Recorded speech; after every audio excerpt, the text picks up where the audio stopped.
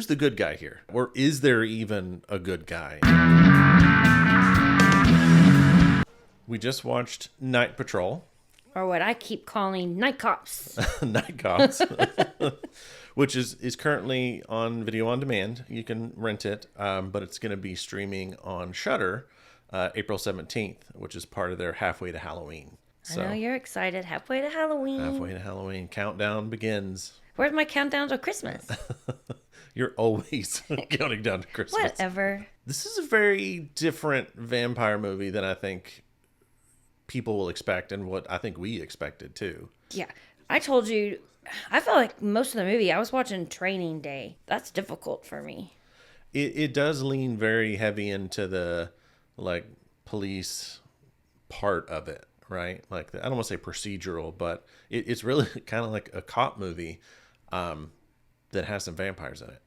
Yeah. For probably the first 2/3 of the movie. Yeah, because I came up with the song, Bad boys, what you gonna do? What you gonna do when they bite on you? Forget you did. That's right. And not to say that's bad, because it is really good. It's a good cop like movie. The cop part of it for me was compelling, and they do a good job with that. And they kind of have the mystery of the vampires kind of woven into that until it gets to the horror. Is what I'm trying to say. Well, and it's like the comps against the like gangs. Yeah. And I really liked the gangs version of like how they were thinking what killed people. You know, I really enjoyed their banter of it's a lizard person, it's a werewolf, it's like that gave it a little bit of humor when most of this movie, for me, made me feel like I live too sheltered of a life, and I'm grateful for that because I've never been around anybody that talks the way all of these people talk. And I mean everybody, the entire cast and the gang members, the police officers, everybody. I don't know how many times I would go, and looked at you because clutching your pearls again. I mean, it's racially and sexually disturbing the way that they speak. Yeah. A lot of it is the partners kind of like giving each other a hard time. Yeah, but it's like they crossed a line. It's rough the way they do it. But they do it to each other. So to me, it's not as charged as it could be, but yeah. I'm just a girl who prefers Disney, and so that's a little much for you. Anyway, I'm going to go off on a tangent on that, but the acting was really, really good. Justin Long was amazing. Yeah, we're fans of him anyway, but I felt like he was exceptionally good in this movie.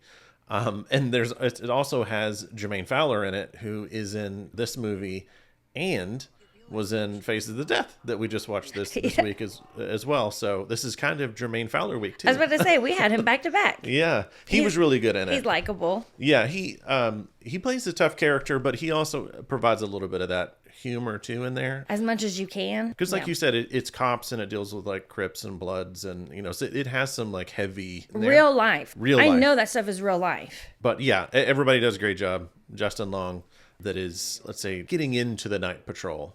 For certain reasons, and it's just he plays the army vet really well, and it's another one of those movies that starts out right away, right away with the I'm looking at you.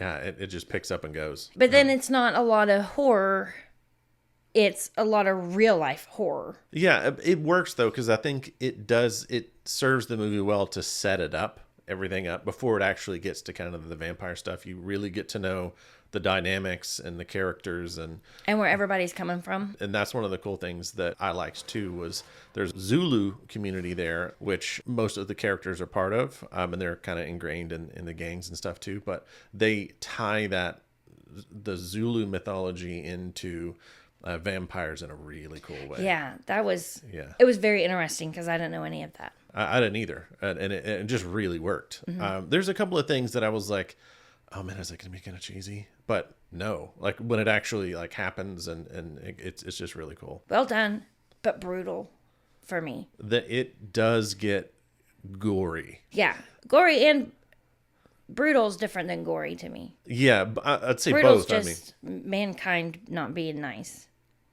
Or like watching somebody get beat up. That's brutal. Yeah. This is brutal. Yeah, there's some surprises from that And aspect. it's gory. So Yeah. it's like, there's a lot thrown at you in this one. Yeah, definitely. But it's all done well. With the brutality of it, there are things that happen in the movie by certain people that kind of make you think, okay, who's the good guy here? Right? Who is really the good guy? Or is there even a good guy? And it's just... Because it has you questioning it the whole... You're like, oh, this person's a bad person. And this person's a good person. But then the good person does something bad. And then the bad person does something good. And you're like, oh my. Yeah. Is it all just this gray area? Or is it good people doing bad things for the right reasons? Is it like... Yeah. Yeah. They play with that really, really well. Or is everybody inherently good and evil? Dun, dun. It asks a lot of questions. Yeah. Or brings up a lot of questions. So before we get into spoilers, let's give our ratings. What would you give this one? For me, it's worth renting. It's out to rent now. I think it's worth the rental price. Again, for me, it's just a little too brutal. It's too The real life stuff. real life. Yeah. Like just, makes me sad. But I really like it when it, the folklore part of it. I liked all of that about it. So that's what bumps it up to a renter for me. I'd give it a full price. This is one of those ones we saw the trailers for, and every time we did, I was like, I want to see that. I want to see that. And then it just somehow like slipped, and we didn't see. I wish we would have seen this one. We live at the movies, so it's know. hard to catch all of them, when they first come out. But Yeah. So this is a full price to me. Like I highly enjoyed it. I think they did a great job. All of the acting was great. I love the combination of vampires and Zulu and how and even combining vampires and like this cop drama. I thought they just did a really great job. And it's just, and the horror part of it, we really haven't touched on too much. It's really great. yeah, the horror part is really good, but it's just can't really talk about it without it being a spoiler. Yeah. Okay. So get into spoilers then? Yes. Okay. If you want to go into Night Patrol fresh, go ahead and pause here and come back once you've seen it, or go watch one of our other videos. Okay. Justin Long's character. So he's immediately bad because he's the one that kills the gang member in the very beginning for no reason. She's doing nothing. There's no probable cause whatsoever. She's sitting in a car. Yeah. And they're like, you want to join Night Patrol? This is what you have to do. And he just cold-blooded murders her. So you're like, he's a bad guy. But then he's partnered up with Jermaine Fowler. and he's like confessing to him that the only reason he's trying to join Night Patrol is because his father was a police officer killed in the line of duty while he was with the Night Patrol. He thinks they have something to do with it. He thinks they're dirty cops, basically. Because no one will give him any information. Like Yeah. And they're, they definitely seem like bad guys already.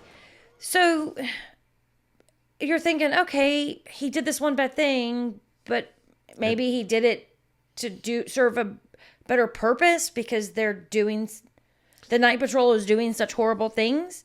Yeah. Maybe. And he could justify it because they tell him she's a gang member, and maybe he's thinking he's saving lives by killing her. I'm not justifying that. I'm just like.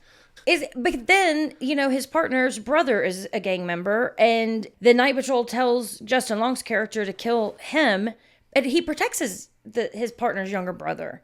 So then you're thinking, okay, so he's not bad. But then He goes even further. Well, because he finds his dad. His dad is the leader of the Night Patrol and pretends to be dead, but he's the head vampire. Yeah. And can control the other vampires. Mm-hmm. And so that's what he does. He turns his son thinking, okay, now we can lead this as a family. Yeah, and against his will. Against his will. Like, he didn't know what was going on. And then, so Justin Long tries to get out of it. He's trying to help people. And the dad starts, like, actually physically taking control of him and making him do these things. But you can tell he's trying to fight it. But then he ends up killing his partner. But then you can tell he's very upset about it. Yeah, because the bloodlust. He kept saying, get away from me, I'm going to hurt you. And then he does. Yeah. But and then And he he's kills some of the Night Patrol vampires. He runs and like tears them apart. Like you can see him like doing this and like organs That's where it flying gets real everywhere. bloody. And yeah, and that's why I say he does a really good job too. Is this frantic bloodlust like that's going on with him? Like he does it just so well when he's a vampire. He's like running around. You can tell like he's conflicted, but like he can't help it. But then he's also being controlled by his dad. Yeah. But then it's also the gangs that are, Zulu.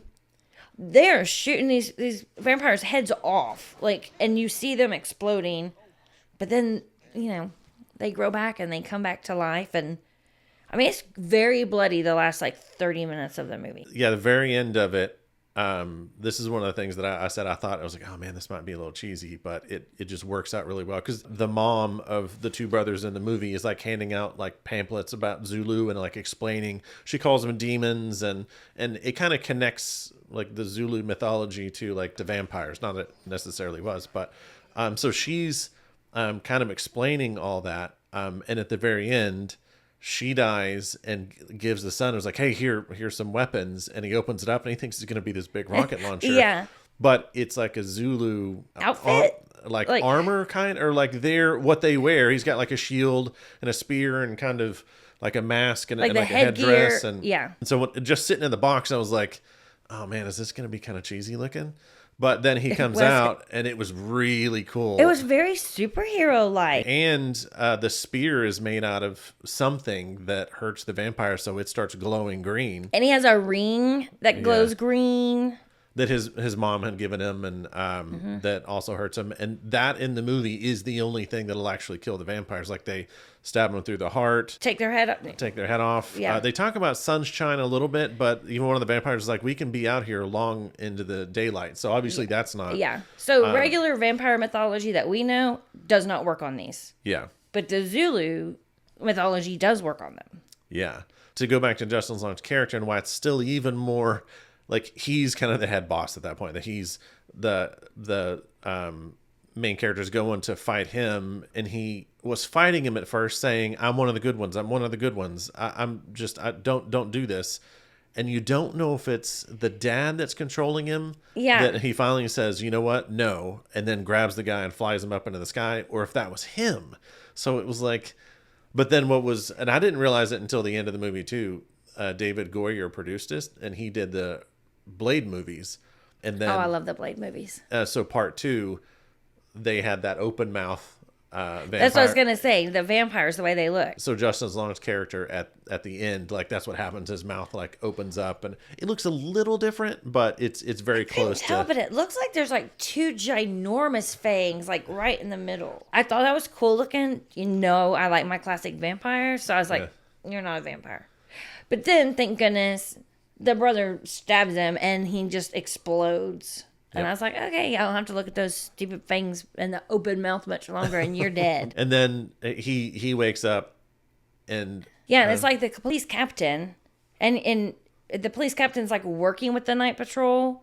He then he uncuffs the brother, and he's in his still in his Zulu fit, and he lets him go into the room where Dermot Mulroney, we haven't talked about that, who plays it really great, and we've met him. And he's a good bad guy, but he's so sweet. Yeah, he is so sweet in real life. I can't say his name. I don't know why. I know. Where all of the Night Patrol are, including him. Yeah, he said, I'm going to throw you to the wolves. But he let him have, he still had his weapon. It had been kind of stuck in his side from when he fell, and so he pulls that out and kills. But it starts glowing as soon as he walks in the room, even while it's in his body, which I again thought was cool. It's like these weapons don't activate until they're around something that needs. Yeah, that's. Otherwise, you just look at it and it just looks like a regular old stone kind of knife. Yeah, it's like a black spear. And then it glows, and then Dermot explodes. And then it's kind of like that classic, he runs towards all the vampires, they're all running towards him. And it ends. So, I mean, there could be a Night Patrol 2. Yeah. Or Night Cops 2. Night Cops 2. So what did you think of Night Patrol? Did you think it was too much training day cop drama? Or did you think it was a good combo of that and horror? Let us know in the comments. Thanks for joining us today. And remember, around here, the fear is family. Bye. Thanks for watching this episode. If you enjoyed it, hit like and subscribe. And tune in next time to The Fear Review, where the fear is family.